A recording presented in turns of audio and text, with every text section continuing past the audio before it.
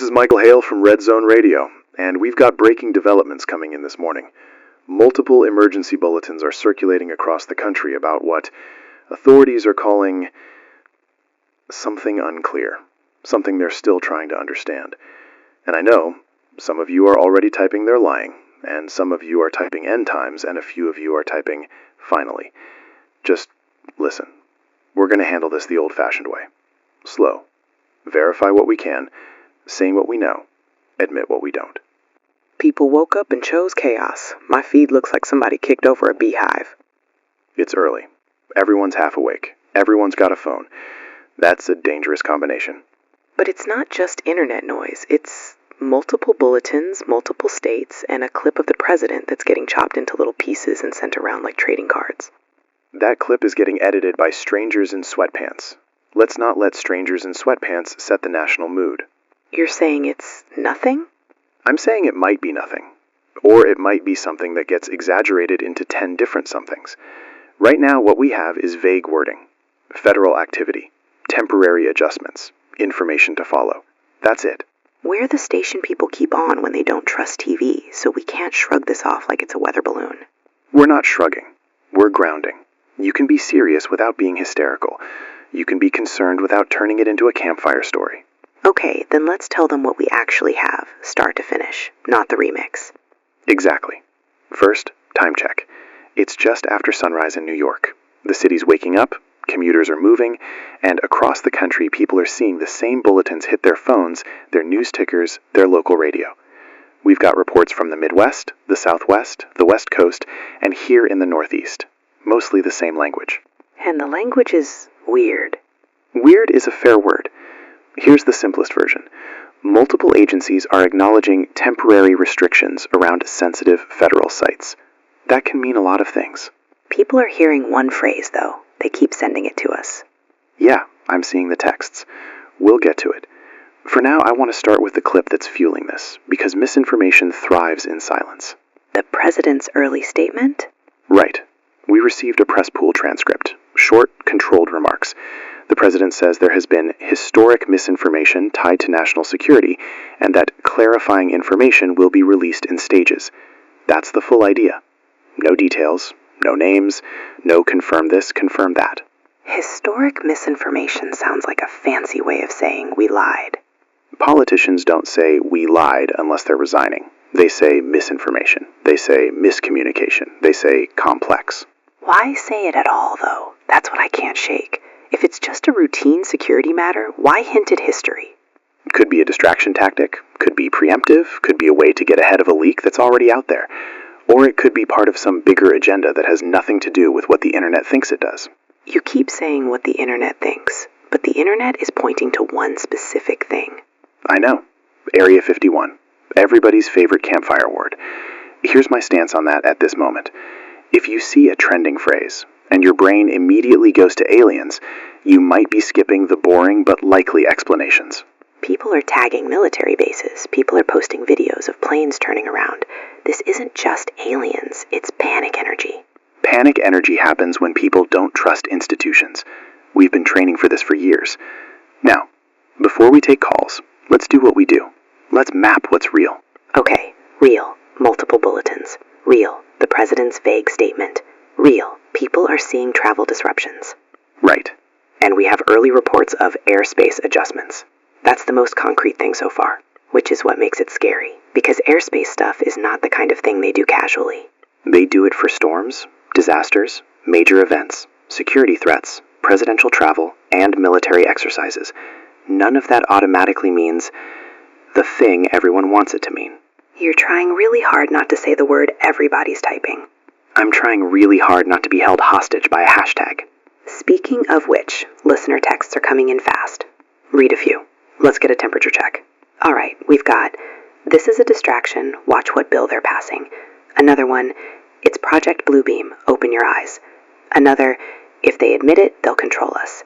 Another, LOL Area 51, finally, my uncle called it. Another, my husband's flight got canceled out of Dallas for federal reasons. That last one's the kind we pay attention to. And a lot of people are saying airports. Airports are the canary in the coal mine. If you restrict airspace, you hit airports first. Now, let's take a call. Keep it grounded. No rumors presented as fact. If you're calling, tell us what you're seeing, where you are, and what you know for sure. And please don't scream at us. We're not the government. Speak for yourself. Michael, don't. All right. First caller. Your life. Hi, yeah, I'm standing outside Terminal 4 right now, and they just stopped boarding. Like, everything froze. Nobody's telling us anything. Maya, thanks for calling. I'm gonna keep you steady here. First, are you safe? Any panic? Any shouting? Any physical happening? People are mad. Not like fighting, just yelling. A few people crying. They told us it's airspace restrictions, but it doesn't make sense. It's sunny. No weather, no storms. Okay, good detail. So they use the phrase airspace restrictions. Did they say anything about how long? No, they just said step away from the gate, like we did something wrong. And then security started telling everyone to move back, like we were crowding. Any signs of federal, like uniforms that aren't normal airport security? I saw two guys that didn't look like TSA. Dark uniforms, no big patches, like plain, and they were talking into earpieces. That could be any number of agencies. Could be extra security, could be a drill that got real. What are people around you saying? People are saying terror threat. People are saying president said something. Someone yelled, it's Area 51, like it's a joke, but then they got quiet because nobody's laughing. That's how rumors spread. Somebody throws out a wild label, and the room absorbs it. Maya, do you have any official signage? Any alerts posted? Just the departure board showing delays. A few cancellations. They're not saying why. All right, listen to me. Stay where there are people. Don't push toward staff. And if they give instructions, follow them calmly. Not because you're obedient, but because confusion is when people get hurt. Are flights taking off at all? I haven't seen one take off in a while. I might have missed it, but it feels quiet. Okay, that's important. We're going to keep listening. Maya, if anything changes, you call us back. And please, if you can, send us a text with exactly what they told you. Word for word, no guesses. Just the phrasing. Okay, thank you. You're doing great. Be safe. That's not nothing. It's not nothing. But it's also not proof of anything people are fantasizing about. It's proof that something is affecting air travel.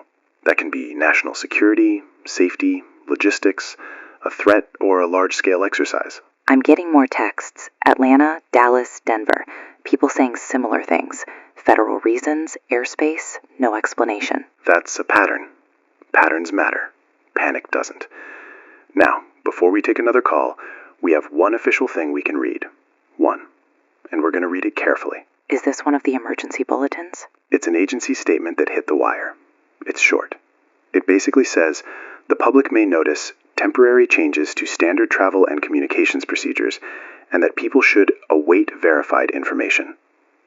That's it. That is the vaguest thing I've ever heard. Vague is the national language right now.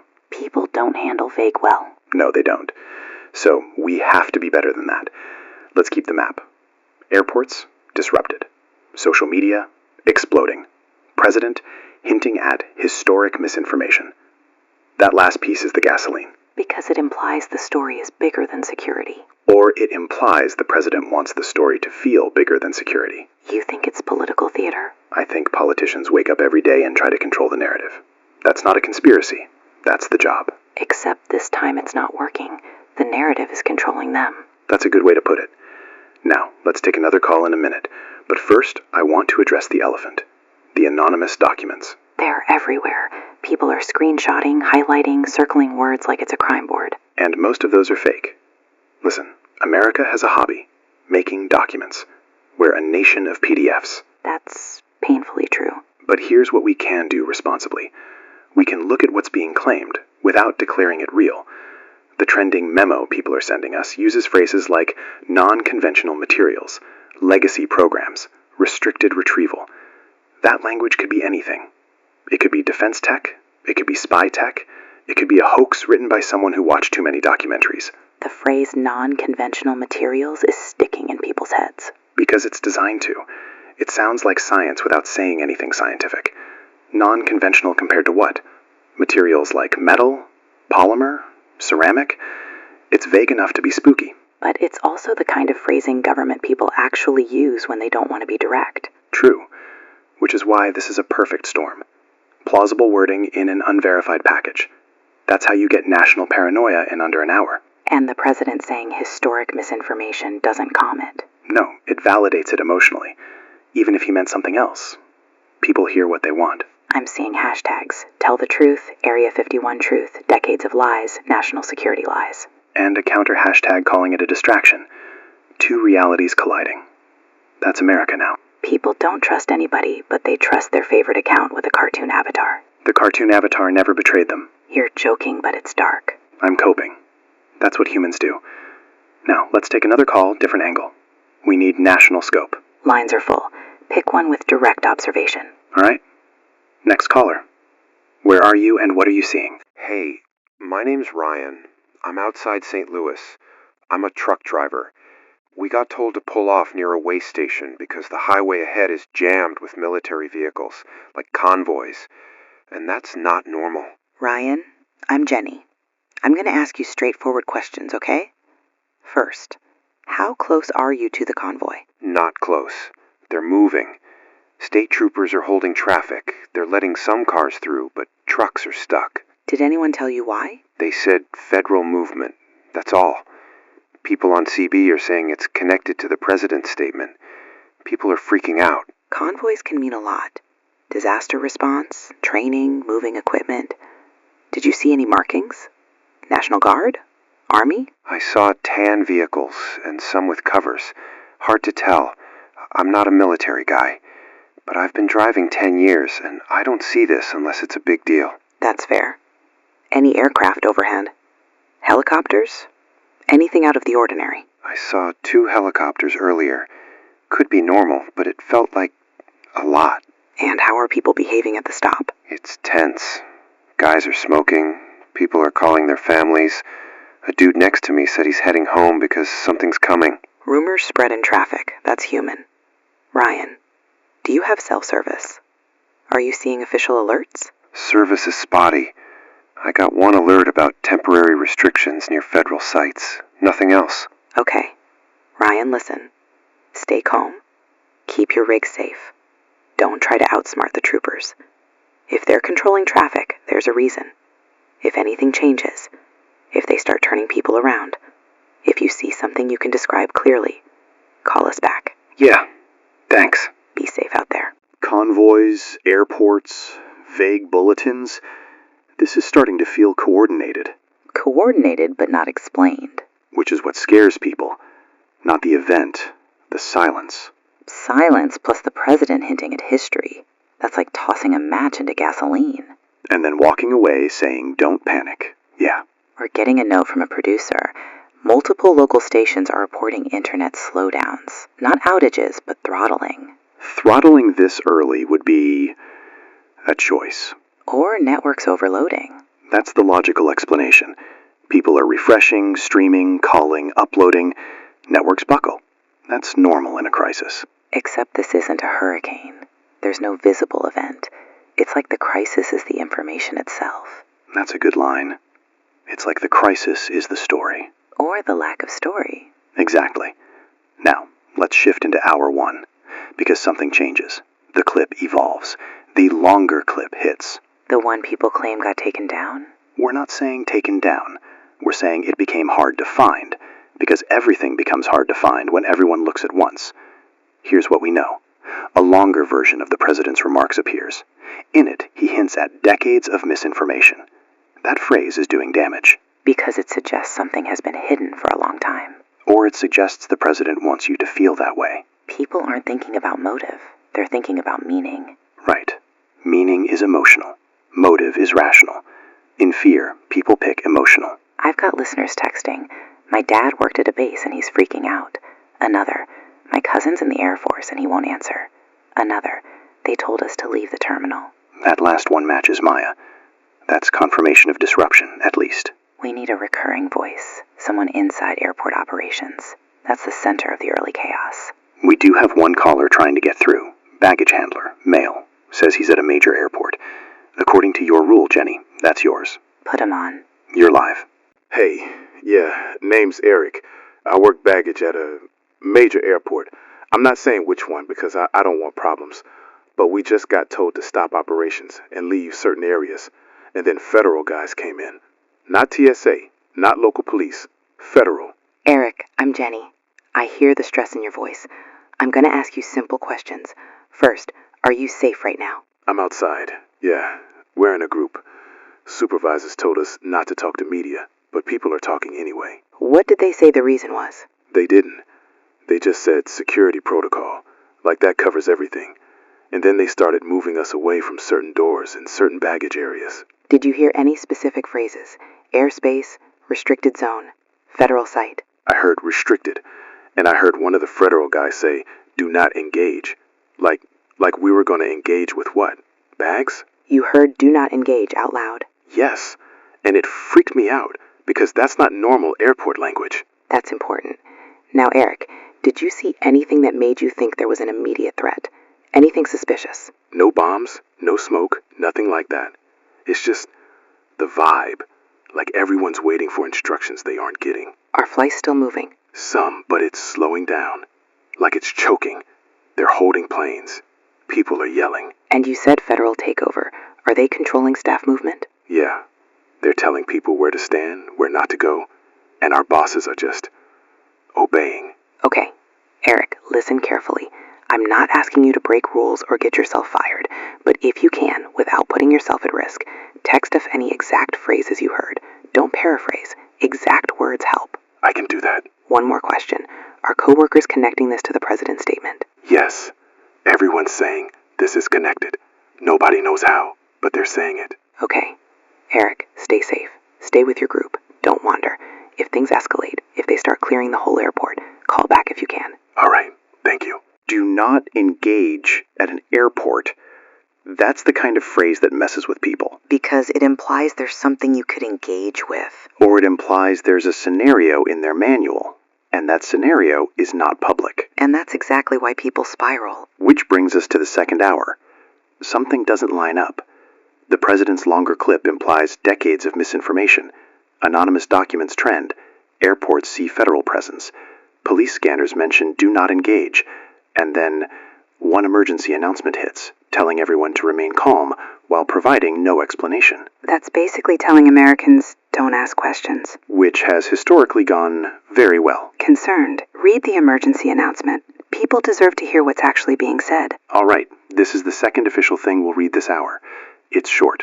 It instructs the public to remain calm, avoid restricted areas, and await verified updates from official channels. Official channels are what people don't trust. Exactly. That's why this feels like a mismatch.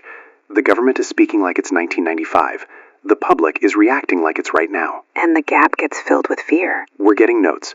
Police scanners in multiple cities are getting that phrase, do not engage. It's not uniform, but it's showing up. If that's true, that's huge. I'm not calling it confirmed. I'm calling it reported by multiple sources. That's as far as we go. Michael, your tone changed. Just a little. Yeah, because patterns are stacking. And because I've been doing this long enough to know when officials are trying to control a story that's slipping. That's when things get ugly. That's when people make bad decisions. That's when some folks run to the grocery store, and some folks run to the internet, and some folks run to their guns. That's why we have to keep people steady. We should widen the map. This isn't just airports. This is a national mood swing. Agreed. Let's do quick regional check-ins based on what's coming in. Again, unverified but consistent themes. Focused. Northeast. Air travel disruptions, rumors around federal sites, heavy social media chatter, calm. Midwest, highway convoys, trooper-controlled traffic, communication strain. Concerned. South, big airport slowing down, people saying federal reasons. West, reports of restricted zones near desert facilities, and this is where the Area 51 talk gets louder. Skeptical. People are posting old videos and claiming they're from today. Of course they are. America's favorite sport, turning yesterday into proof. Concerned. But even if half the videos are fake, the reaction is real. Exactly. The societal reaction is the event, at least in these first 2 hours. And now the president clip is spreading in longer form. The phrase decades of misinformation is being repeated like it's a confession. It's being used like a confession. Could be vague politics. Could be something else. We don't know. Concerned. People are asking one question over and over. What is it? And right now, we don't have an answer, which makes this hour dangerous. Because uncertainty doesn't just sit there. It turns into stories. Michael, text again. Someone says their cousin works at a base and everything's locked down. Another says internet is slow. Another says a local station went off air for a minute. That could be overload, or it could be something else. but the theme is strain. Skeptical. You keep leaving room for the something else. I leave room because I don't want to lie to people. I don't want to give them certainty I don't have. That's fair. Here's what I will say. If federal agencies are moving quickly, if airports are being controlled, and if the president is choosing words like historic misinformation, then yes, this is bigger than a normal drill. That doesn't mean it's aliens. It means the government is managing a shock. A shock they think the public can't handle all at once. Exactly. In stages. Which means we're in stage 1. Confusion. And confusion is where bad actors thrive. Scammers, provocateurs, pranksters, people who want attention.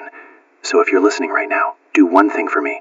If you see a claim, ask, who benefits if I believe this? Concerned. And if you're traveling, don't take it out on workers who didn't cause it. Firm. Yeah. Don't scream at the gate agent. Don't start a fight in a terminal. Don't turn a delay into a tragedy. If you need to act rationally. Worried. People don't like rational when they're scared. Then we keep saying it anyway. Concerned.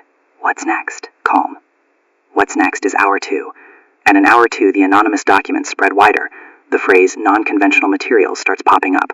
And the first real mention of restricted retrieval shows up in screenshots people swear are real. Worried. And the West starts talking louder. Controlled. And the government stays vague, which means the public gets louder. That's the cliff we're approaching. Concerned. Before we move on, should we bring Maya back on if she texts? Calm. If she updates, yes. Recurring voices matter. They ground the narrative. Worried. This still feels like the calm before. Something. It does. And I don't like that feeling. I've covered storms, blackouts, attacks, unrest. This is different. This is the country reacting to a hint, not an event. It's like the shadow of something is enough to change behavior. That's what scares me most. Same. So here's where we end section 1. Airports are tightening, convoys are moving, the president is teasing decades of misinformation, anonymous documents are flooding feeds, and the phrase, "do not engage," is showing up in chatter that no one will explain. And America hates unanswered questions. Yeah. America doesn't sit with uncertainty. America fills uncertainty with a story. And in the next stretch, hour 2, those stories are going to collide with something that looks a lot more like evidence. If that evidence is real. If it's real. And that's the line we're walking. Stay with us. All right. We're back. And we're moving into the next hour of this thing. Hour 2. If you're just joining us, here's what we know. Without drama. Multiple airports across the country are operating under unusual restrictions. Traffic's being held in places with reported military movement, and the president made a statement that hinted at decades of misinformation tied to national security, without saying what that misinformation is. And that vagueness is acting like fuel. People keep grabbing onto whatever sounds like an answer. Exactly. Which is why we're not going to chase every rumor. We're going to follow patterns and credible observations. Now, the big shift in hour 2 is this. A document, an alleged memo, starts circulating widely, and it's got language that's deliberate. People keep sending the same screenshot, the same highlighted line. Yeah. The phrase non-conventional materials. Let's be careful. We are not confirming it's real. We are saying it's circulating, and the impact it's having is real. It's like the phrase is designed to make your brain jump to one place. It's designed to make your brain jump to a story, and that story becomes emotionally addictive. People want the mystery solved. But if you want truth, you don't start with the most exciting interpretation. Except non-conventional materials isn't normal government wording for, like, a paperwork issue. No, but it can still mean a bunch of things. Experimental aircraft, advanced composites, sensitive defense tech, or, yes, a hoax crafted by someone who understands how official documents sound. The bigger issue is social media. Live streams are getting throttled. People are saying uploads are failing. We're seeing that too. Again, that could be networks overloaded. It could also be platforms making decisions, automated or manual, about what content to limit when a topic's exploding. And limiting content makes people more convinced it's true. Nothing convinces Americans like being told no. I'm getting messages from listeners saying they can't load government sites. Like pages won't refresh. That can happen when everyone hits the same page at once. Traffic spikes. It doesn't automatically mean someone pulled a plug. But it feels like a plug to them. And feelings drive behavior. Right. Which is why I'm going to repeat what I said earlier. Don't turn a slow website into proof of a conspiracy. Not yet. We deal in evidence. We also deal in the human side, because we're getting calls from people tied to military families. And they're not okay. Yeah. And that's where this gets real fast. We've got a caller on hold who says her husband is on a base that just locked down. Female caller, so I'm taking it. Let's keep it respectful. Please. Your life. Tell me your first name, and tell me where you are. My name's Tara. I'm in Virginia. My husband, he's active duty. He can't talk. He texted me one line and then nothing. Tara, I'm here with you. Slow down and breathe for me. What was the line he texted? He said, "I'm sorry. That's it." And then my call stopped going through. That's a heavy message. Has he ever sent something like that before? No, he's not dramatic. He's the calm one. He's the one who tells me I'm overthinking. Okay. Did he mention lockdown? Did he mention where he was going? He didn't, but I heard through another wife, her sister works on base, that they told everyone to stay inside, like full lockdown. All right. Tara, I need to be careful here. Secondhand reports can spiral, but your husband's message is real. You're not imagining that. Do you have any official contact numbers for the unit? Any family readiness contact? I called, it goes to voicemail, and then the voicemail box is full, like everyone's calling. That makes sense. If there's a major event, lines get overwhelmed. That doesn't mean the worst, but it feels like the worst. Are you alone right now? My kids are here. They're asking why I'm crying. Okay. Tara, listen to me. In moments like this, your best move is not to refresh social media until you break. Your best move is to get a human support circle. Do you have neighbors in the same community? Other military families? Yes, they're all texting. Everyone's freaking out. Then do this. Coordinate calmly. Share only verified information. If someone says, "I heard," you label it, "I heard." You don't label it, "It happened." And you keep your kids away from the panic. Can you do that? I'm trying. I don't understand why he'd say I'm sorry. It could mean a lot of things. It could mean he's being sent somewhere. It could mean he knows you'll worry. It could mean he's not allowed to explain. It doesn't automatically mean danger, but it does mean he knew this would hit you hard. Is this about what the president said?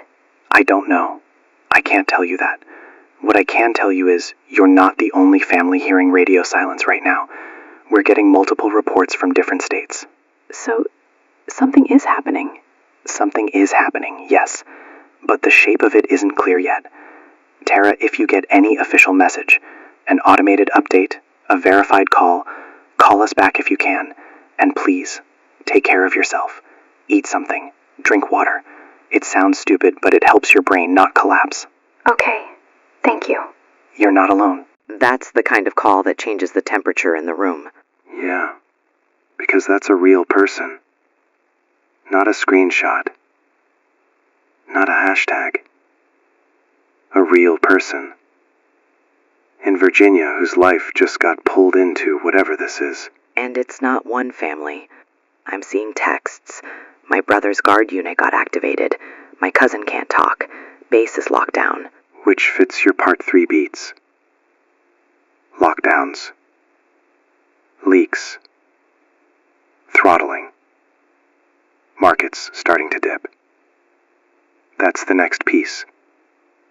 Financial markets. People are watching their phones like the numbers are a heart monitor. And early signs are. The market's getting jittery. Nothing catastrophic yet, but you can feel the fear in the movement. Markets hate uncertainty as much as people do. This is where misinformation becomes a weapon. Someone can make money off panic. Correct.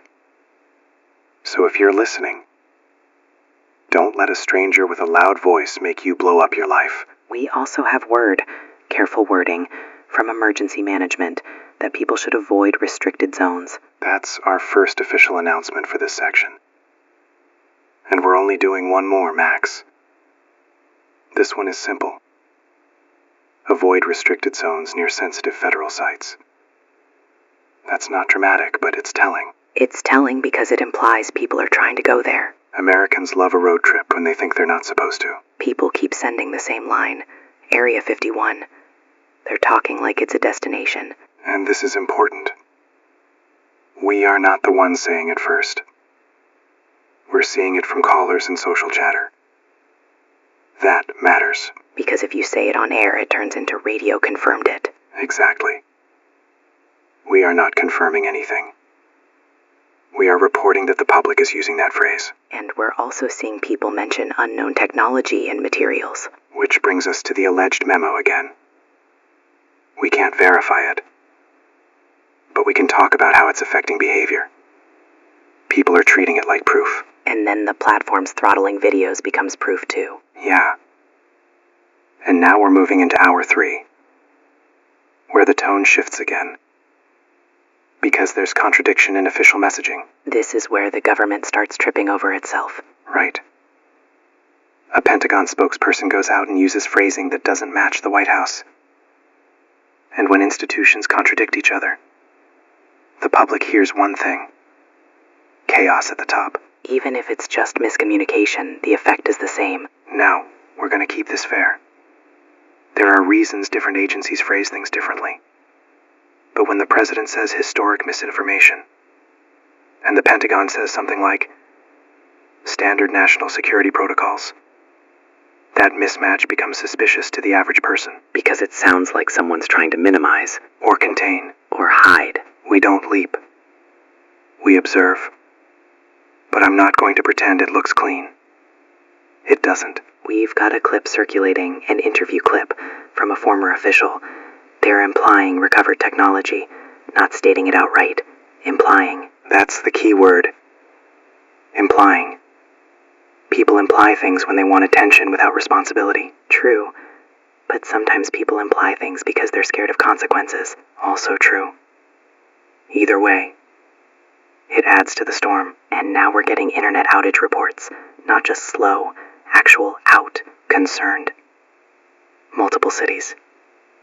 Again, we can't confirm every report. But it's enough to say some areas are experiencing connectivity problems. Whether that's overload, infrastructure strain, or something more intentional. Unknown. Unknown is the theme, yes. And the unknown is doing psychological damage.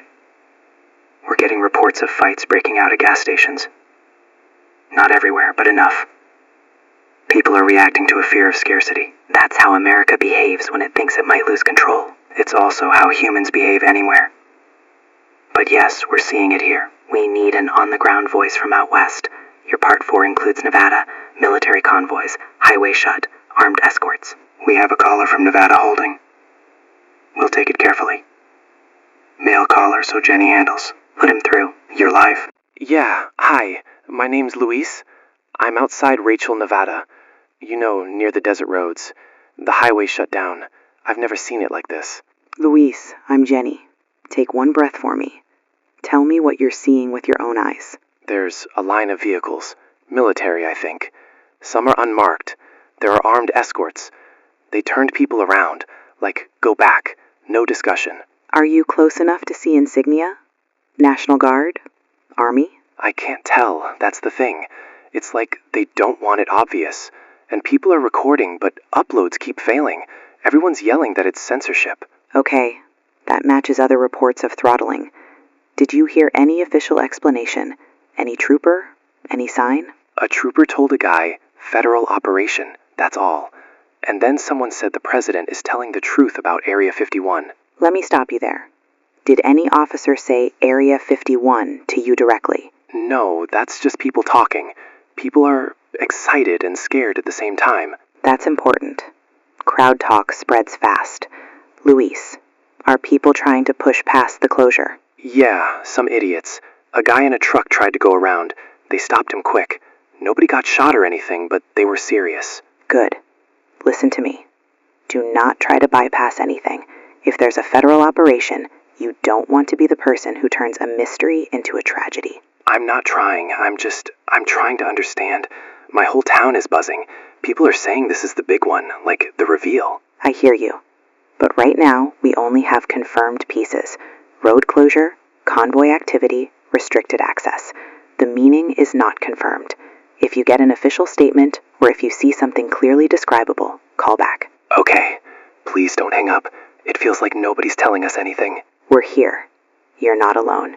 Just stay safe. All right, thank you. Armed escorts and unmarked vehicles out there, that's going to feed the story people already want. And he said something critical. The crowd is excited and scared. That's a dangerous mix. That's how you get people doing stupid things. You get tourists chasing a rumor. You get influencers trying to go viral. You get folks treating restricted zones like theme parks. And then the government clamps down harder. Which then looks like proof. It's a loop. Yes. And now let's add your other Part 4 beat. Official contradictions. The Pentagon spokesperson contradicting the White House phrasing. Let's talk about why that matters in real human terms. Because it makes it look like the government's not coordinated. Or like parts of it don't want the same truth out. If the president is pushing historic misinformation and the Pentagon is trying to keep it standard protocol, that could be a tug of war. And that tug of war spilled into public life fast. People start choosing sides. And when the public chooses sides, reality becomes optional. You can feel it already in the texts. One half says, it's all a hoax. The other half says, it's all true and worse. That split is how a country breaks itself. The former official clip is pouring gasoline too. People love a former insider. Former insiders also love book deals. But yes, it's spreading. The clip implies recovered technology. It's vague enough to dodge legal lines, but specific enough to scare people. The public hears recovered technology and fills in the blank with one thing. Exactly. And we are not filling that blank on air. We're noting that the blank exists. We also have to talk about the internet outages again, because now it's not just slow platforms. People are losing access. We're seeing reports from multiple cities. Some partial outages, some congestion. If you're at home and your internet is flickering, do not interpret that as an invasion or a cover-up. It can be boring infrastructure. But yes, it adds to fear. Because it makes people feel isolated. Exactly. Which is why radio matters. Radio is resilient. It's simple. It doesn't need you to scroll. It just needs you to listen. And people are listening. Now, we're approaching the end of Hour 4. And this is the point where the hosts, us, need to be honest about our own emotional shift. I'm not panicking, but I'm no longer dismissing. You can hear that in your voice. Because the contradictions are stacking. The restricted access is spreading. The military family calls are real. The Nevada closures are real. And the president's wording is not accidental. And we haven't even gotten a clean official explanation yet. No, which means the public is building its own explanation, and the explanation they're building is not gentle. It's going places. Yes. Now, we'll do our second and final official announcement for this section. This one is brief and consistent with what's already been said. Avoid restricted zones, remain calm, await verified updates. Still nothing about what it is. Still nothing. And that's the cliffhanger. Because in the next hour, hour 4 to 5, the president speaks again, and the wording gets sharper. That's not us speculating. That's simply what the schedule is showing, and what multiple outlets are preparing for. Meaning whatever this is, they're about to push the next stage. Yes, in stages. Stage 1 was hints. Stage 2 was leaks and restrictions. Stage 3, coming up, might be the first time the government uses language that can't be walked back. And once you can't walk it back, the country can't unhear it. Exactly. So if you're out there, if you're at an airport, on a highway, near any restricted area, don't try to be a hero. Don't try to be a detective. Get safe, stay calm, and keep listening for verified updates. And if you're at home, check on your people. Not with panic, with care. We'll be right here. We're tracking the contradictions, the leaks, the closures, and we're watching the country react to the idea that something big has been kept from them for decades. And that reaction might be the most dangerous part. Hour 4 ends here. Hour 5 is coming. And whatever the president says next, America's going to hear it in the worst possible emotional state. Confused, angry, and desperate for certainty. All right. Hour 4. If you were just tuning in, you picked one heck of a morning to start trusting radio again. Here's the quick recap. Airports across the country have been disrupted with airspace restrictions and federal protocols. We've heard repeated secondhand reports of do not engage language on scanners. We've had callers from the East Coast to Nevada describing closures and convoys. And the president used the phrase decades of misinformation tied to national security without telling the public what exactly that means. And the country's been filling in the blanks with whatever scares them the most. Right. Now we're entering the next stage. The White House has scheduled a second address. Multiple outlets have the time window, and our wire is feeding the same message. It's coming.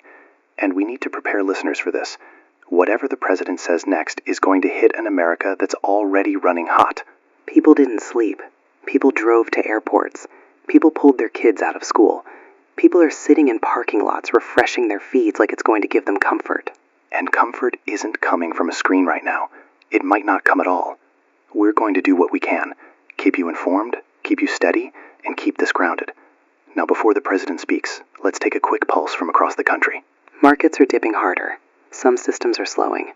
Airports are worse. And we're getting religious leaders issuing statements already, which tells you how much fear is spreading. That's a big signal. When religious leaders jump early, it means the public is seeking meaning, not just information. And meaning is where panic lives. Exactly. Now, we're also getting reports of traffic jams around key New York crossings. Not because New York is the center of the story, this is national, but because New York reacts fast to fear. People leave, people arrive, people hoard, people jam up bridges and tunnels. I've got texts. Brooklyn Bridge is crawling. Queensboro is packed. Lincoln Tunnel is a parking lot. People aren't commuting. They're relocating. And that's important for listeners nationwide. When you see mass movement, it creates secondary crises. Accidents, road rage, shortages, family separation. So breathe. Don't stampede your life because the internet is screaming. Easy to say. Hard to do, I know, but it matters. We also have recurring callers trying to update us. Good. Continuity matters. Let's start with Maya near JFK. Female caller. I'll take it if she's on. She texted. She's still there and says it's worse. Put her through. Maya, you're live again. Tell me what changed. It's more controlled now. They cleared certain areas. People are getting moved like cattle. And nobody's explaining, like they're following a script. Okay. Any announcements? Any official statements over the PA? Just follow instructions. That's it. People are recording, but someone yelled that their videos won't upload. That could be overload, but I hear you. Are flights taking off now? I haven't seen any. And I've been here hours. People are crying. A woman fainted. Any medical response? Yeah, airport medics came, but it's like they're overwhelmed too. Maya, listen. If you can safely leave and you have somewhere to go, consider leaving the airport. Not because it's dangerous in a movie way, because it's stressful, chaotic, and you don't want to be trapped in a crowd if something escalates. I'm trying. They're not letting people go back inside for luggage. That's significant. That indicates they're prioritizing movement over property. That's a crisis behavior. Okay, Maya, are you able to get transportation? Taxi, ride, anything? Everything's expensive and slow, and traffic is insane. Right. That's the bridge jam you're seeing. Stay with the group if you can. Keep your phone charged. Don't argue with staff. And call back if anything changes. Even a small detail. Okay, Michael, people keep saying the president is gonna admit it. I know. People are saying a lot. You focus on what you can control. Your safety, your movement, your water, your calm. We'll track the speech. We'll tell you what's actually said. Thank you. Be safe. The phrase you used, following a script, that's exactly what freaks people out. Because it implies preparation. And preparation implies they knew this day was coming. Which fits the fear. Decades of misinformation. Exactly. Now, we're minutes away from the president's second address. I want to set expectations. We are not going to do hot takes. We're going to pull out the exact phrasing and talk about what it could mean in the most grounded way possible. You're trying to keep the country from mentally snapping. I'm trying to keep our listeners from turning fear into chaos. Okay, we've got the remarks. The wire's pushing the key line. All right, here we go. This is the line that's going to change today. The president says there exists technology not developed by humans. That's the phrase. That's the official phrase being attributed to the second address. That is not a phrase you can casually toss into an American morning. No. And listen carefully. Technology not developed by humans does not in itself confirm what people wanted to confirm, but it's the closest thing to a door opening that we've heard so far. It's the first time it moves from misinformation to something tangible. Exactly. Technology. Physical. Real world. Not a story. Not just a lie. Something. Markets are reacting immediately. Yes. We're seeing a sharper drop. And some trading is being paused. Because when panic hits, markets move like stampedes. People's retirements, people's savings. This isn't abstract. It's not. And here's what I want to say to listeners. Do not make life-altering decisions in the first minutes of a national shock. That's how you ruin your future because you're afraid of the present. Meanwhile, America is interpreting that sentence in one direction. Right. But there are multiple possibilities. It could mean foreign adversary tech. It could mean a classified breakthrough they kept hidden. It could mean something recovered. It could mean something reverse engineered. The phrase is intentionally broad. But broad doesn't feel broad when you're scared. Broad feels like a hint. And now the religious statements you mentioned. Those are hitting hard. We're seeing leaders across traditions telling people to stay calm, to pray, to remain united. Some are calling it a test. Some are calling it deception. Some are telling people not to panic. And that's going to split people too. Yes. You'll have people who become more peaceful, and people who become more extreme. That's not about faith. It's about fear. We also have traffic updates. People are leaving cities. And it's not just New York. We're getting reports of jammed highways in multiple metro areas. When people think something big is happening, they run to what they believe is safety. Family, suburbs, open roads, places they can control. But you can't control a highway jam. Exactly. I want to read a few listener texts to show the mood nationwide. Do it. My mom is crying, saying the government lied her whole life.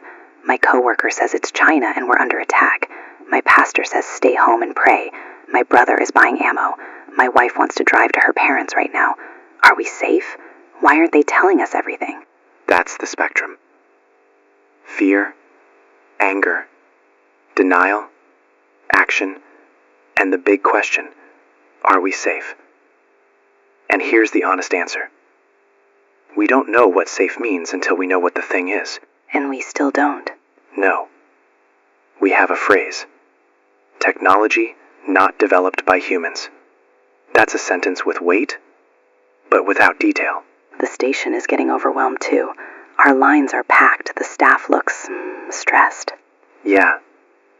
And we're also getting intermittent issues with some of our external feeds. I'm seeing messages that certain sources are dropping. Like we can't get reliable updates. Like the information pipeline is getting strained. Which is normal in crisis. But it adds to uncertainty. And uncertainty is now hitting hospitals.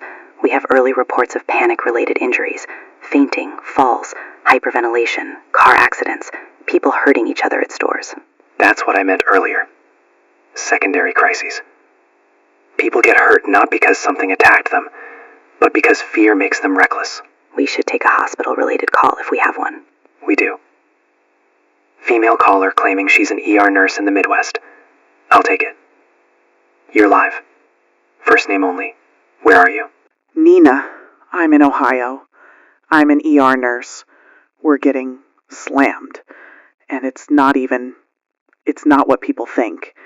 It's panic. It's people fainting, chest pain, car crashes, people showing up because they can't breathe from anxiety. Nina, thank you for what you're doing. How bad is it right now? We're out of beds. People are yelling at staff like we caused the president to speak. We had a guy come in with a busted head because he got shopped at a gas station. We had a woman with an asthma attack because she thought she was dying. That's the human cost of uncertainty. Are you hearing anything official on your end? Any directives? We got a message from the state about prepare for surge. That's vague. Everything is vague. But our administrators are acting like something bigger could happen. And outside your hospital, what's the atmosphere like? People are lining up at pharmacies. People are driving like maniacs. Everyone's on their phones. Like nobody can look away. Nina, do you have any message for listeners? Yes. Stop coming to the ER because you're scared. If you can breathe and you're not bleeding, stay home. Call your doctor. Let us help the people who actually need emergency care. That's important. Nina, thank you. Stay strong. Yeah, thanks. That's America right there. Fear turning into collateral damage. And now we're heading toward Hour 5, where your Part 6 key points begin. A scientist interview implies non-human intelligence. The word alien gets said on air by a caller. National Guard mobilization is confirmed, and panic injuries spike. We're already feeling the panic. Right. Now, we have an interview clip being circulated. Again, we're not doing the hype. The clip is from a scientist-type voice, someone presented as credible, implying non-human intelligence without using the tabloid word. People trust scientists more than politicians, even when they don't know who the scientist is. That's also a problem. Authority is a costume now. Anyone can put on a lab coat on camera. But if the clip is real, it's a bridge between technology not developed by humans and the conclusion people already jump to. Exactly. It's a bridge. And bridges are where crowds stampede. Speaking of bridges, New York traffic is getting worse. People are trying to cross out of the city. And the bridges jam up, which means emergency vehicles move slower, which means if something actually happens, response time worsens. And it's happening in other cities too. People are evacuating without evacuation orders. And that's what officials fear, uncontrolled movement. That's why they speak in stages, because they're trying to meter the public reaction. But metering it is failing. Yes, because people don't feel respected by being drip-fed. They feel manipulated. Which triggers anger. Exactly. Now, we're going to do one official item for this hour, because it's a concrete development. National Guard mobilization being confirmed in multiple states. That's not routine. It can be routine in disasters, but in this context it adds weight. Here's what we can say responsibly. Multiple outlets and state channels are confirming Guard mobilization in response to unrest, traffic, and public order issues connected to the national situation. That's the line. It doesn't mean martial law. It doesn't mean invasion. It means officials expect things could destabilize. People are going to hear Guard and think tanks in the streets. Not necessarily. Many deployments are logistical, traffic, crowd control, supporting emergency services. But yes, psychologically, it's a big trigger. We also have a recurring caller, Eric, the baggage handler. Texted again. Eric's male, so you take it if he calls. Do we have him? He's on hold. Putting him through. Eric, it's Jenny. You're live again. What changed? It got worse. They cleared the entire baggage area, like full stop. And now people are just sitting everywhere. And somebody said a flight got diverted because of restricted airspace. People are screaming. They're hiding something. Slow down. Are you safe? I'm safe, but people are getting aggressive. Not everyone, just enough. And staff are scared. Are you hearing any official explanation yet? No, just follow instructions. And I heard that phrase again, do not engage. I heard it from someone talking to a cop, like they were repeating an order. Did the cop say it? I can't swear it was the cop. It was someone in a uniform talking close to him, but it was said. Okay, that matches the theme, but we still keep it labeled as unverified. Eric, our flight's still operating. Barely. It's like the whole system is slowing down. That's consistent with national strain. Eric, stay away from confrontations. If people get aggressive, step back. Your job is not worth a fight. I know. Jenny, people are saying the president said it's not human. That's what they're saying. People are interpreting the phrase, technology not developed by humans, yes, but interpreting doesn't equal confirming. We're still waiting on details. Okay. I've never seen people like this. I hear you. Thanks for calling. Stay safe. Yeah, you too. Eric, it's... Airports are becoming emotional pressure cookers. And the longer people feel trapped, the uglier it gets. Exactly. Now we're entering the thick of Hour 5. This is where the scientist interview starts shaping perception. I'm seeing the same clip referenced in texts. Scientist confirms non-human intelligence, but we don't know if it's even real. Right. We cannot confirm. but we can talk about the effect. It's making people feel like the unthinkable is being validated by someone who sounds academic. And it's pushing people toward one word. Yes, which brings us to what I'm dreading. A caller saying the word on our air. If someone says it, it'll explode. It will, but we can't censor reality either. We can only respond responsibly. We also have to talk about the market again. Trading halts. People are watching numbers drop like the floor is dissolving. Yes, markets plunging is not just economics, it's psychology. It tells people, this is real. This is not a meme. When money reacts, America pays attention. And now religious leaders are issuing more statements. Some are trying to calm, some are inflaming. And that's how communities split. Now, we have a male caller on hold who says he's a science professor. Male caller. Jenny takes it. Put him on. We need careful language. You're live. First name, where are you? Pete. I teach physics at a college in Arizona. I'm calling because people are throwing around terms they don't understand. Okay, Pete, keep it accessible. What do you want listeners to understand? The phrase technology not developed by humans could mean a lot. It could mean it's foreign tech we didn't invent. It could mean it's a system discovered, not designed, like something found. But the public is jumping straight to non-human intelligence. Are you saying that jump is irrational? I'm saying it's not proven. But I'm also saying, if the government chose that phrase, they knew what the public would hear. That's important. They used words that trigger conclusions. Exactly. And if there truly is technology that doesn't fit known manufacturing or known material science, that would raise profound questions. You're dancing around the thing people want you to say. Because I'm not going to claim a conclusion without evidence. But I will say this. If credible scientists are being briefed, if labs are being restricted, and if non-conventional materials is real language from a real memo, then the government is dealing with something outside standard categories. Outside standard categories. That's still vague. That's all anyone can responsibly be right now. Pete, thank you. Stay safe out there. You too. That's the most careful call we'll get today. And even he couldn't reassure people. Because reassurance requires clarity. And clarity isn't coming. We have another call, female, saying she's in Manhattan and the bridges are jammed. That's your lane, Michael. Put her through. You're live. First name. Where exactly are you? Kelly? I'm on the west side. I tried to get to New Jersey and it stopped. People are honking like they're gonna honk their way through reality. Kelly, take a breath. Are you in a safe position? Not stuck in an intersection? I'm not moving. Nobody's moving. I can see people getting out of cars.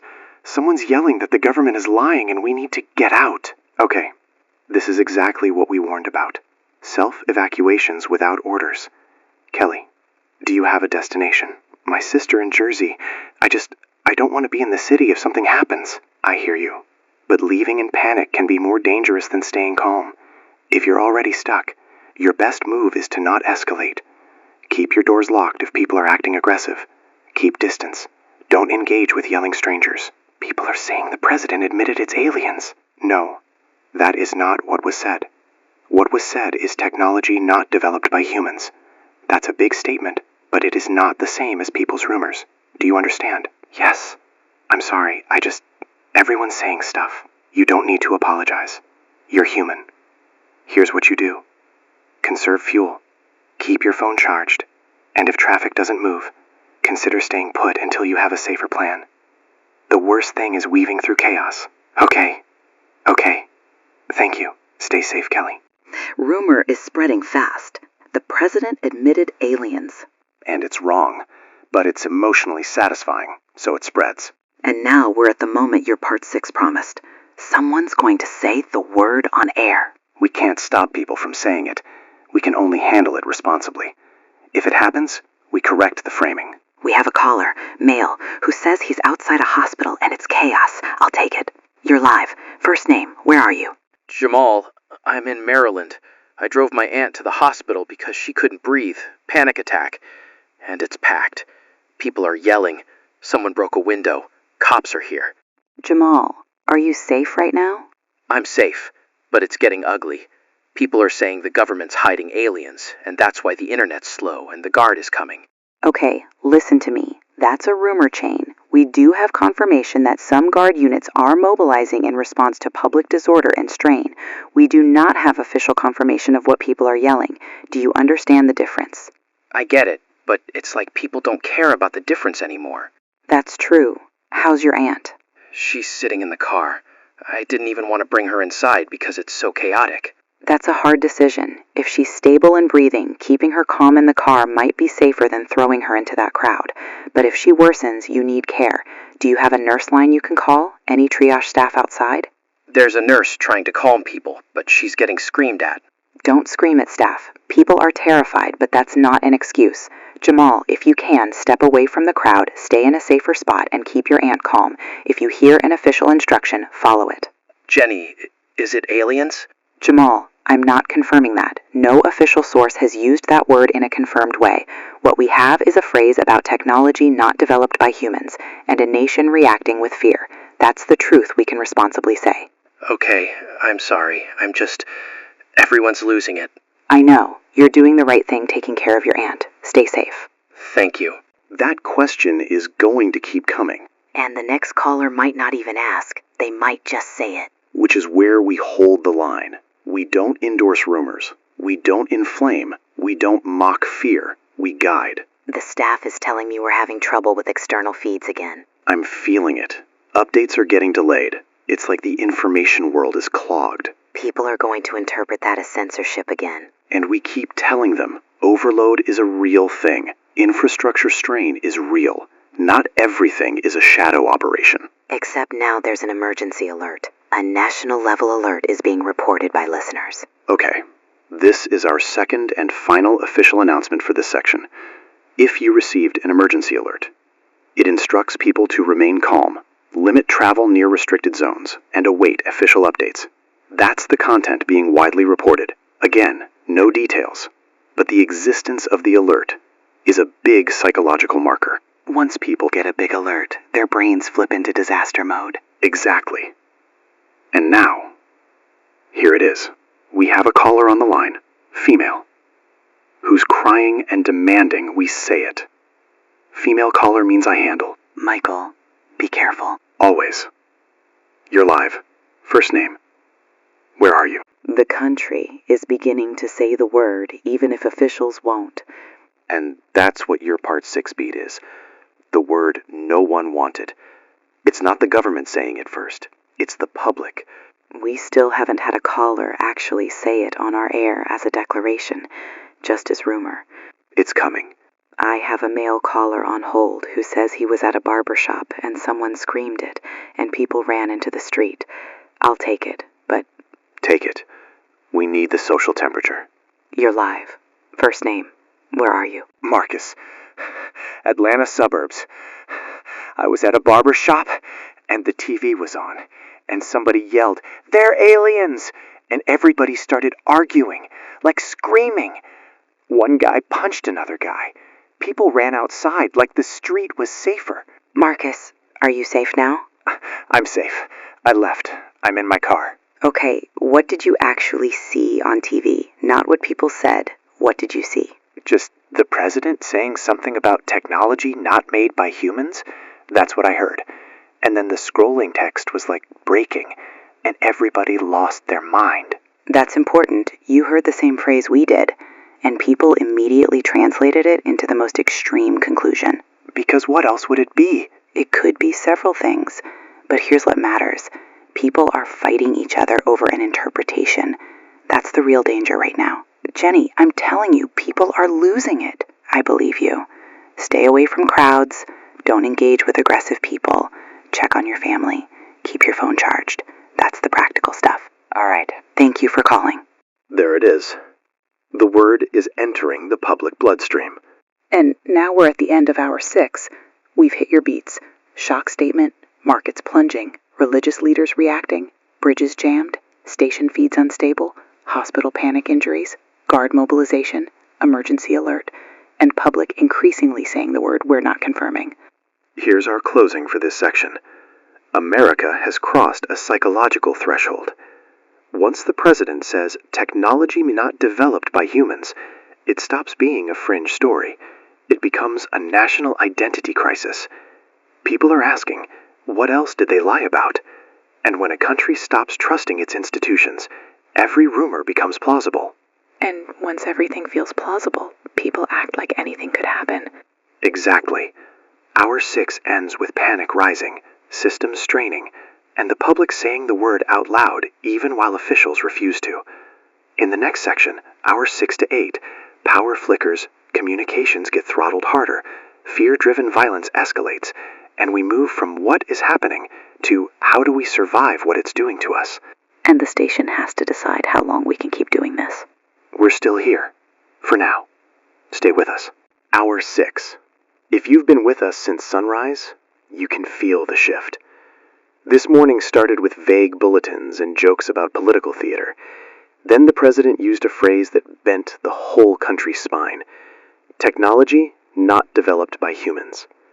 Since then, markets have slipped into fear, airports have turned into pressure cookers, hospitals are getting slammed with panic injuries, and rumors are moving faster than facts. And now the systems we rely on, power, internet, emergency responses, they're getting strained. Not collapsed, but strained in a way you can taste. Right. We're entering the part of the day where the crisis stops being only psychological and starts becoming physical, because people's decisions start breaking things. We're getting reports of internet throttling across multiple providers. People aren't just saying slow. They're saying they can't load basic pages, can't send video, can't make calls without dropping. And again, we're going to say it carefully. That can be overload. That can be networks getting hammered by traffic. But when the public already believes something is being hidden, even a slow connection feels like proof. It's like the infrastructure is becoming part of the story. Exactly. And we're also getting the first credible wave of reports that power is flickering in parts of New York City. Not citywide blackouts, not yet, but flickers, brownouts, unstable pockets. That's what we're hearing. And even if it's a normal grid strain, it has an effect. People hear lights flicker, and they think the world is ending. And fear turns into behavior. We're getting calls about fights, about looting, about people acting like a rumor is a reason to hurt each other. Which is your Part 7 beat. Recurring callers describing fear-driven violence. And I want to be careful here. We don't want to spread panic by exaggerating, but we also can't pretend it isn't happening. The vibe is changing in the country. People aren't just scared, they're angry. That's the stage after fear. Rage. Rage at government, rage at neighbors, rage at the other side, whatever that means today. And the government messaging is becoming fragmented. Different agencies say different things. Different states issue different guidance. People don't know who to trust. Which pushes them toward their own instincts. And instincts aren't always kind. The staff is telling me we should discuss whether we can stay on air if power gets worse. We will, but not as drama, as reality. Because if we go down, we want people to understand why. And because radio becomes more important when the internet becomes unreliable. Exactly. Now, let's take calls. We're going to focus on direct observations, power, communications, and public behavior. And we're going to keep the host-caller rules strict. We've got a male caller from New Jersey describing internet throttling and people fighting at a gas station. That's yours. You're live. First name, where are you? Kevin, North Jersey. Look, my internet's basically dead. My phone barely loads anything, and I just watched two guys almost kill each other at a gas station because someone thought the other guy was cutting the line. Kevin, are you safe right now? I'm in my car. I left. But it's getting ugly. People are filling cans like it's a hurricane. Okay, that's important. Do you have any official alert about fuel shortages or evacuations? No, nothing. That's the problem. No one knows anything. So everyone's making up their own plan. And your internet? Did it get worse suddenly or gradually? Gradually. It was slow, then slower, then basically useless. Calm. That sounds like strain or throttling. Either way, the effect is isolation. Kevin, I want you to hear me. Don't let gas station chaos pull you into a fight. If you have half a tank and a stable home, going home calm is safer than staying in a line with angry strangers. My wife wants me to fill up Ingwe. She's freaking out. That's normal. Fear makes people want control. Tell her this. We are reacting to uncertainty, not to confirmed collapse. A reasonable amount of preparation is fine. Panic hoarding is what creates the shortage you're afraid of. People don't listen to reason. Then you be the reasonable one in your home. Protect your family by staying calm. Thanks for calling, Kevin. Yeah. The moment fuel becomes emotional, things get dangerous. Because people believe fuel equals escape. Exactly. Now, we've got reports coming in from boroughs, Queens, parts of Brooklyn, about flickering power. We also have a female caller from Queens describing what she's seeing. I'll take it. You're live. First name. Where are you? Rosa, Queens. The lights in my building keep flickering. Elevators are stopping. People are yelling in the hallway like they think the building is going to collapse. Rosa, are you in a safe place right now? Are you in your apartment? Yes, I'm in my apartment. My neighbor is pounding on doors telling everyone to leave the building. Okay. Leaving a building in panic can be dangerous. Unless there's smoke or structural damage, you don't need to run into the street because lights flicker. Do you smell smoke? Do you hear alarms? No smoke, no alarms, just the flicker and people screaming. That sounds like grid instability or building electrical issues. It's scary, but it's not automatically a fire. Rosa, do you have a flashlight? Batteries? Water? I have my phone light and some candles. Use the phone light first. Be careful with candles if people are moving around. And here's what matters. Keep your doors locked, stay away from confrontations in the hallway, and don't let someone else's panic become your plan. People keep saying the president admitted aliens and that's why the power's going out. Rosa, that is not confirmed. The president used a phrase about technology not developed by humans. That's all we can say is fact. Power flickers can happen for many reasons, including stress on the grid caused by demand spikes and infrastructure strain. So you don't think it's... I don't think anything with evidence. Right now we're focusing on what's real. People are scared, systems are strained, and misinformation is everywhere. Rosa, do you have someone with you? My son, he's 12. He's pretending he's fine, but he keeps watching me. Then you give him calm, even if you're scared. Kids read our faces like books. Tell him the truth in simple terms. The power is unstable, but we're safe. We have supplies. We have a clan. That steadies him. Okay. Thank you. You're welcome. Stay safe. We keep coming back to the same thing. Lack of clear information is causing people to create their own narratives. And those narratives are driving crowds into unsafe behavior. That's the system's failing part. It's not just the grid or internet. It's trust. We need to address the station situation too.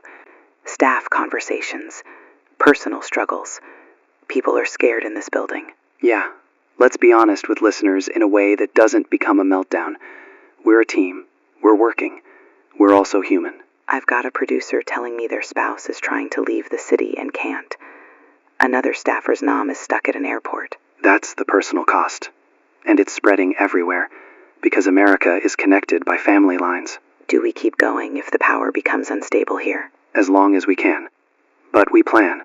We don't pretend we're invincible. Planning means talking about backup power. Yes. And we may need it in the next hour. We're getting multiple reports of flickers.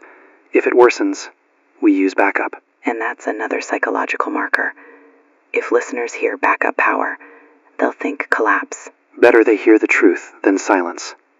Silence is worse. We should also talk about government messaging fragmentation. People keep asking, who's in charge? And we don't have a reassuring answer. Right now, the messaging is scattered. Federal statements remain vague. State officials are issuing their own guidance. Local authorities are dealing with the crowd behavior. It's layered. And that feels like confusion. And when people sense confusion, they stop following directions. Or they follow the loudest voice, which could be a dangerous person. We've got a male caller. Says he's a small business owner in Chicago, and he's watching his neighborhood change in real time. That's yours. You're live. First name. Where are you? Andre, South Side. Look, people are breaking into a pharmacy down the block. They're taking whatever they can. And cops are overwhelmed. Everyone's acting like the end is here. Andre, are you safe? Are you in your business? I locked up. I'm inside. But I can see it through the window. It's not like a riot with signs. It's like a rush. Like fear turned into a stampede. Do you see police on scene? A couple. They're yelling, but it's too many people. That's the pattern.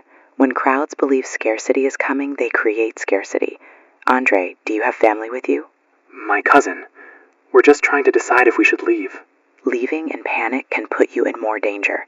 If you're safe inside, doors locked, stay put unless you have a clear, safer destination. And don't go out to confront anyone. It's not worth it. People are acting like animals because they think the government lied about aliens. That's the rumor driving them, but the behavior is still a choice. Fear isn't an excuse for violence. Andre, stay safe. Keep listening for verified guidance. Call back if conditions change. Okay. That's America fracturing at street level. Not because something attacked us, because the story attacked trust. And now, as we approach hour 7, we move into your part 8, acceptance. That's when we, on air, cautiously use the word alien for the first time. I don't want to say it.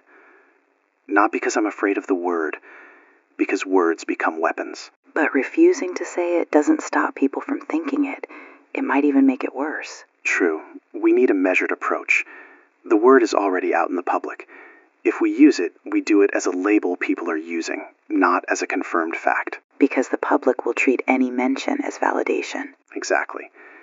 Now, we're also getting reports of mass prayer gatherings and riots.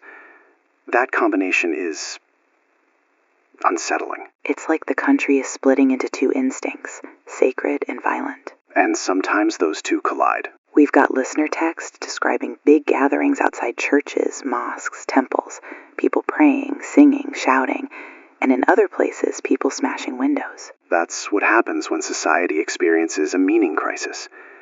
The question becomes, what is human? What is truth? Who are we? And some people turn toward faith, some toward rage, some toward escape. There are also reports of military jets being seen over New York City. Yes, that is not normal, but it's also not automatically hostile. Military aircraft over major cities can happen during heightened security operations. In this context, people will interpret it as a sign of war. And war with who?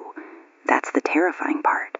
Nobody knows what the threat is, but people feel like there's a threat. Exactly. And that feeling changes behavior. We should take a call about the jets.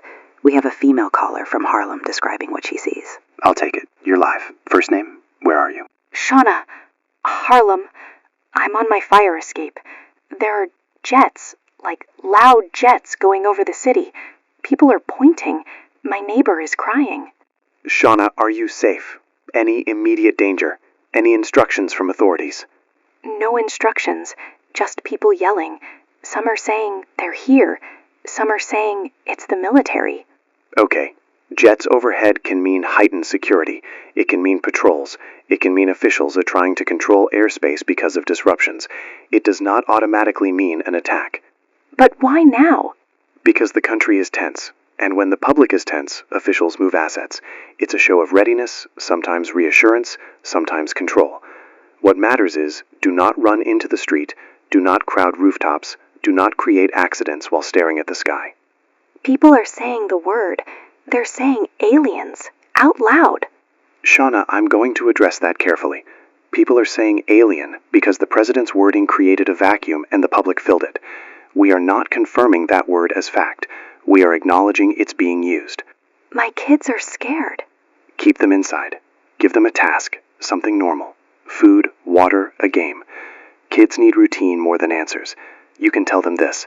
Something is happening in the country. Adults are working on it. We're safe at home right now. Okay. You're doing the right thing, Shauna. Stay safe, Shauna. Thank you. The jets are going to flip people into full panic. It's already happening. And now we need to do something we've avoided. Use the word once. Cautiously, in context. So we can stop the rumor spiral from treating it like a forbidden magic spell. Say it carefully. Here it is. The public is increasingly interpreting the president's phrase, technology not developed by humans, as a reference to alien technology.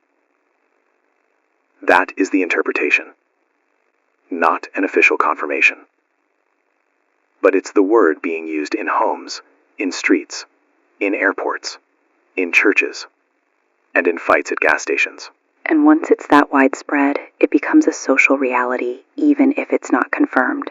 Exactly. And now, cultural panic is accelerating. We've got reports of mass gatherings, some peaceful, some not. We've got reports of riots in pockets where fear is turning into violence. We've got reports of people arming themselves. We've got reports of families trying to flee cities. And we have to keep reminding listeners, fear is contagious. Don't spread it. Yes. Now this is where the station's internal struggle becomes part of the hour. Staff is debating staying on air. We're getting power flickers. External feeds are unreliable. And we may need to switch to backup power. If we switch, it's because we're trying to stay live, not because we're making drama. Exactly. And we're doing it because people need a steady voice. Even if all we can say is, we don't know yet. At least it's honest. We have a male caller from Los Angeles describing prayer gatherings and confrontations in the streets. That's yours. You're alive. First name. Where are you? Tony, South LA. People are outside churches and on corners praying. But then, a group came by yelling that it's all fake, and people started throwing stuff.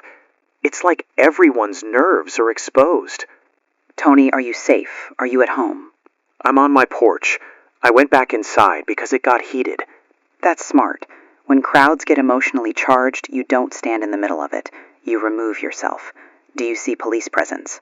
A little, but they can't be everywhere. Everyone's on edge.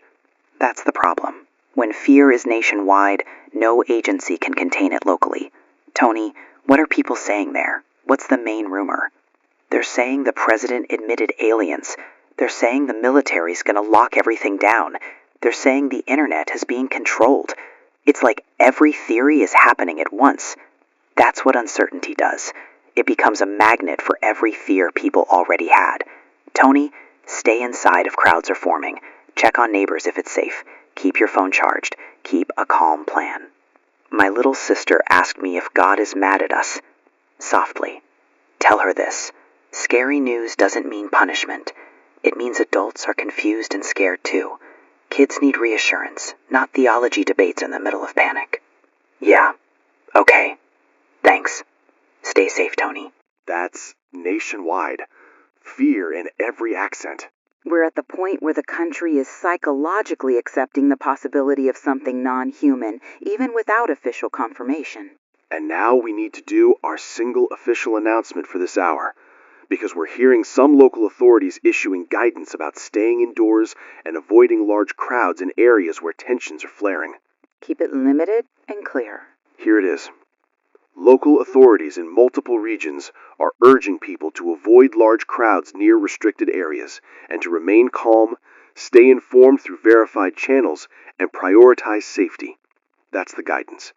No new details about the underlying truth, just crowd control and public safety. People are going to ignore it. Some will, some won't, but we say it anyway. Now, backup power. We need to address it. Staff is telling me we may need to transition. Then we do it. We're not going to disappear on people. We're going to keep broadcasting as long as we're able. If we lose power entirely, this station becomes just another silent building in a frightened city. Which is why we don't wait until the last second. The bigger thing, though, Michael, is that you said the word alien on air. Carefully, but you said it. Yeah, because it's already shaping reality. If we pretend the word doesn't exist, we lose credibility with listeners who are hearing it everywhere else. And credibility is the only currency we have right now. Exactly. Now, we're near the end of hour 8, and the emotional tone is what you wrote, grim acceptance. People are no longer laughing. They're preparing. They're praying. They're fighting. They're trying to protect their kids. We had a caller earlier saying their kids keep asking if they're safe. That's the heart of it. And we still can't answer it in a satisfying way. But we can answer it in a truthful way. If you're home, if you're with your people, if you're avoiding crowds and rumors, you are doing what safety looks like in an information crisis. And if you're at an airport or stuck on a highway, safety looks like patience, not confrontation. Yes, because anger doesn't open roads. Anger doesn't restore flights. Anger doesn't clarify truth. It just breaks things. And breaking things is how a society collapses, even if the world doesn't. Exactly. So, here's our closing for Section 4. Systems are failing in pockets. Power flickers, internet throttles, emergency services strain. Public fear is turning into violence in some areas. Government messaging is fragmented, and the country is beginning to accept, whether or not it's officially confirmed, that the president's words may be pointing to something not human. And that acceptance is not comforting, it's heavy. In the next section, hour 8 to 12, the infrastructure stress becomes more severe. External information feeds become unreliable. The government's public communications stumbles. Airports empty, markets shut down, and the station itself faces compromise. We're going to stay live as long as we can. And we're going to keep it grounded, even if the ground feels like it's moving. Stay with us. Hour 8. If you're listening right now, you're one of the people still reaching for something steady. And I don't say that like it's poetic. I say it because across the country, stability is getting rare. Not because we've confirmed some movie scenario, because the infrastructure of normal life is cracking under pressure. People don't realize how fragile normal is until it starts slipping. And today it's slipping everywhere at once. Quick recap, because we owe that to anyone tuning in late. The president acknowledged historic misinformation, then used a phrase that shook the public: technology not developed by humans. Since then, the nation's reacted in waves: fear, anger, denial, acceptance. Airports tightened, highways jammed, markets dipped, then plunged. Communications slowed. Pockets of power instability appeared. Crowds gathered to pray, crowds gathered to fight. And the word the public's been using, alien, has become common speech, even though official clarity is still lacking. People are arguing about the word like the word is the point. It's not. The point is trust is collapsing. Exactly. And now, moving into this stretch, hour 8 to 10, your Part 9 key points hit like dominoes. Markets closed indefinitely. Airports abandoned. A government live stream cuts out mid-sentence. The station loses external feeds. And a final emergency message urges people to stay indoors. When markets close, it's not just money. It's a signal that leadership expects instability. Yes, and we're now seeing reports widespread that trading has been halted longer than expected.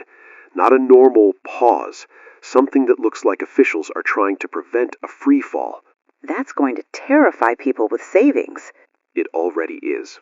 We're getting messages from listeners saying they can't access accounts, they can't get clear answers, and they're watching their sense of security evaporate. And when people feel robbed, they become unpredictable. Exactly. Now, airports. Earlier today, they were crowded, chaotic, tense. As we enter hour 8, we're hearing reports that some airports are not just delayed, they're emptying out. Emptying out how? People leaving? In some places, yes. In some places, flights are being canceled in waves. In some places, staff are being pulled back. In some places, people are being told to exit terminals and go home if they can. That creates the appearance of abandonment, even if operations are happening behind the scenes. The perception is what drives behavior. Exactly. And this is why I want to reach out to our recurring airport voices. Maya near JFK, Eric the baggage handler. If they can get through, we want updates, because recurring voices ground this. Staff says Maya texted that she finally got out of the terminal area. Good. We'll call her if she calls us. We won't chase anyone, but if she calls, we take it. We also have a breaking development. A government live stream, major briefing, cut out mid-sentence. Yes, multiple outlets are reporting it. People saw it, people clipped it, and of course people are treating that cut as proof of censorship or panic inside government. Even if it was a technical issue, nobody will believe that now. Trust is gone. So the same event, camera cuts, can be interpreted as incompetence, deception, or catastrophe. In normal times, you'd assume technical. In today, people assume the darkest. That's why it's dangerous. Exactly. Now, We're also starting to lose our external feeds. News wires are delayed. Some updates aren't coming through. We're relying on what we already have and what callers report. That's where radio becomes both lifeline and liability. If we say something wrong, it spreads. Which is why we keep labeling what's verified and what's not. We have a mail caller from an airport. Says it's basically abandoned now. Mail caller means I take. Go ahead. You're live. First name? Where are you? Sean, I'm in Denver. This place feels like it's shutting down. Not like delayed, like staff are disappearing. People are leaving with suitcases like refugees. Sean, are you safe? Any aggression? Any police presence? Some cops, but mostly it's just emptiness. Flights canceled, screens still on, but it's all red. And people are saying, go home. There's no flights. Controlled. Did anyone official tell you to leave? A staffer said, if you can leave, leave. That's not official, but it's a human telling you what they think is happening. That's significant. When frontline staff speak like that, it means they don't expect relief soon. Are you able to get home by land? Maybe, but rental cars are gone. Uber's expensive and the internet's spotty, so even ordering a ride is hard. That's infrastructure strain. Sean, if you can safely link up with other travelers, do so carefully. Don't trust strangers blindly, but don't isolate if you're stuck, and avoid crowds that are escalating. People keep saying, aliens, like it's normal now. I hear you. That word is spreading because people crave an explanation, but we still don't have detailed official confirmation, just the president's phrasing. Focus on what you can control, your safety, your movement, your supplies. Okay, thanks. Be safe, Sean. Airports becoming empty is a big psychological marker. It tells people the system isn't coming back today. Which pushes them into survival mode, even if survival mode isn't necessary yet. Exactly. And now we're approaching the emergency message in your Part 9. The final emergency message urging people to stay indoors. That's going to push people into either obedience or defiance. Yes. And we're only doing one official announcement in this section unless absolutely necessary. This is the one. The public is being urged, widely, to remain indoors where possible, avoid crowds, and limit travel, due to instability and public safety concerns. And again, it doesn't say why. Correct. It doesn't explain the truth, it manages behavior, which is why people will interpret it as control. The phrase, stay indoors, hits Americans like a threat. Because it feels like confinement, even if it's about safety. We're getting listener texts saying, are they going to lock us down? Are they going to come door to door? Is martial law happening? We do not have confirmation of anything like door-to-door actions. What we have is safety guidance. People need to stop turning guidance into a horror story. But they will. Yes, which is why we keep repeating, don't escalate, don't engage in violence, don't become your own enemy. We should check in with our recurring callers if they can get through. Eric, Maya, Luis out in Nevada. If they call, we take. We don't hunt, but we stay open. We do have a call, female, says she's Maya and she's finally out. I'll take it. Maya, it's Michael. You're live. Tell me where you are now. I'm in a cab. I'm leaving the airport. I feel like I've been holding my breath for 8 hours. I'm glad you're moving. What did it look like when you left? Like a controlled evacuation. People were just filing out. No drama at the end, which was weird. It was like the chaos got tired. That's a real thing, crowd fatigue. Did anyone give a reason? Just security protocols. And I swear, Michael, I saw military-looking people, not TSA.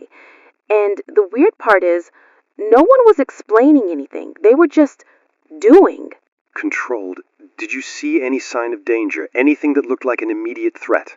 No, just fear. And then people started praying, like groups of strangers. I've never seen that. That's America trying to stabilize itself. Maya, do you have somewhere safe to go? My sister's in Queens, if the bridges aren't a nightmare. Keep your phone charged. If you get stuck, stay in a safe area. Call back if you need to. You've helped a lot of people listening. Thank you. Thank you for not making me feel crazy. You're not crazy. You're human. That's one of the most important things we've said all day. You're not crazy, because people are doubting their own reality. That's what a trust collapse does. Now, we're moving into hour 10. This is where part 10 begins, still broadcasting. The station becomes partially compromised. We reflect on trust and truth. Calls from recurring survivors. No resolution. Transmission unstable, but continuing. Let's be honest with the listeners. Our ability to keep broadcasting is not guaranteed. Yes, we're going to keep going as long as we can, but our external feeds are inconsistent. Power in parts of the city is unstable, and we're hearing that some areas near the station are getting tense. Crowds, arguments, people looking for answers. People are showing up outside media buildings in some cities, demanding truth, demanding explanations like we have them. And that's dangerous, because we don't have secret files. We have microphones. A microphone becomes a target when people are desperate. Exactly. Now, before we take more calls, I want to speak directly to the theme that's emerged, the collapse of trust. This isn't just about what's out there. It's about what's been done to people for decades. People are realizing, whether it's aliens, foreign tech, secret programs, whatever, that they've been treated like they can't handle truth. And that realization is a wound. And wounded people lash out. And some people feel betrayed on a spiritual level. Yes. That's why you're seeing prayer gatherings. That's why you're seeing rage. That's why you're seeing families huddled together. When the ground shifts, people cling to what they can touch. We have a mail caller, Luis from Nevada, trying to update. Mail caller means I take. Do it. Luis, it's Jenny. You're live. What's happening now? It's worse. They pushed the perimeter farther out. More vehicles, more people being turned away, and folks are mad. They're yelling at soldiers like soldiers owe them answers. Luis, are people trying to break through? A few. Most are just filming and yelling, but some are talking about rushing it like it's a protest. That's how people get killed. Luis, do not stay near a crowd that's talking about rushing armed personnel. Back away, leave the area. I know. I'm leaving. I just wanted to tell you it feels like the government's bracing for something. That's your perception, and it matters, but we keep it labeled as perception. If you hear any direct official statement, text us the exact words. Okay, Jenny, do you think this ends tonight? I don't know. I wish I could tell you yes, but I don't know. Yeah, okay. Stay safe. You too, Louis. That question, does it end tonight? That's the heartbreak. People want an ending, but reality doesn't do endings on schedule. We're also getting reports that some people are turning inward, locking doors, refusing to go outside, treating neighbors like threats. Fear of the unknown becomes fear of each other. That's how communities break.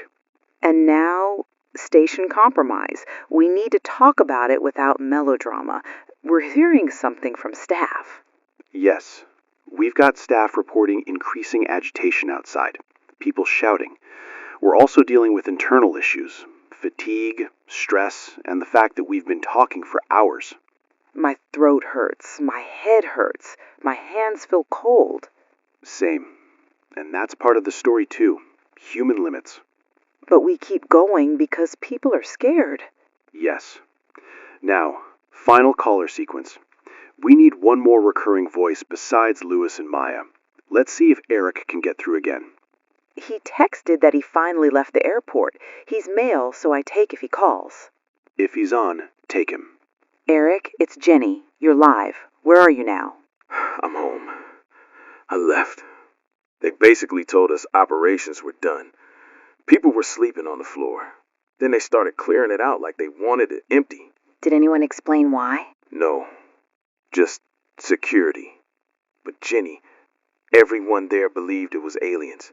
Like nobody even debated anymore. They just accepted it and panicked. That's what happens when people feel like they've been lied to.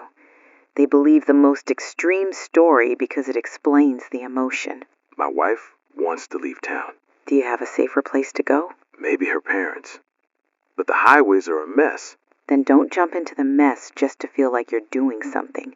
If your home is safe, if you have supplies, staying put might be the smartest move. Travel becomes dangerous when everyone travels. Okay. Thank you. Get rest, if you can. People are trying to run away from a truth they don't understand. You can't run away from a truth that's in your mind. Exactly. Now we're nearing the final hours, hour 11 and 12. This is where we move into last transmission's energy. The station becomes partially compromised, emotionally and operationally. We're losing more external feeds. We're hearing less. We're working with fragments. And the government isn't filling the gap. That's the brutal part. They might be working behind the scenes, they might be strategizing, but to the public it feels like abandonment. And abandonment is when people become dangerous. Yes, which is why I'm going to say something plainly. If you're listening, don't become the chaos. Don't join a mob. Don't confront armed personnel. Don't loot. Don't hurt your neighbors. The world is uncertain enough without you adding violence to it. And if you're scared, call someone you love. Sit with them. Hold a hand. That's what humans do when they don't understand the sky. Now we need to acknowledge the last beat. The station compromise. People outside, staff stressed, possible loss of broadcast stability. We're going to keep going until we can't. Michael, we might be doing this into silence. Then we do it anyway, because silence is the enemy. There's a final call, female, who says she's in a shelter with her kids and she needs reassurance. Female caller means you. Michael, put her on. Michael, you're live. First name, where are you? Hannah, I'm in a community center in Pennsylvania. They opened it because people were fighting in the neighborhood. I have my kids with me. They keep asking what's real. Anna, you're doing the right thing by keeping them safe. Tell me, are you physically safe right now? Are there staff there? Yes, there are volunteers, but everyone's scared. People are whispering aliens like it's a curse word. Here's what you tell your kids. Something big is happening in the country. Adults don't have all the answers yet, but we are safe here right now together. You keep it in the present. Kids don't need cosmic answers. They need safety and love. They keep asking if the government is evil. Tell them the truth in a way they can carry. Sometimes adults make decisions they think protect people. Sometimes those decisions hurt trust. We're going to focus on caring for each other. That's a foundation your kids can stand on. Thank you. You're not alone, Hannah. Stay close to the people helping. Keep your kids near. If you can, rest. Okay. That's the real outcome of the first 12 hours. Not aliens, not jets, not markets. It's families in shelters asking what reality is. Exactly. And now, the final lines. Our last transmission's energy. We end without resolution, because the first 12 hours don't resolve. They transform. People want a neat ending, but the ending is the world before today is gone. And we're still broadcasting. As long as this mic works, we're here. Jenny, soft. Whatever comes next, we face it together. Michael, grim. If you're listening, you're not alone. If your internet is down, if your phone is spotty, if your street feels hostile, hold on to calm. Hold on to your people. And remember, fear is contagious, but so is steadiness. Jenny, holding back tears. We don't know what the next stage will reveal, but we do know what kind of people we want to be when it does. Michael, horse. This is Red Zone Radio. This is Michael Hale. Jenny, soft, and Jenny.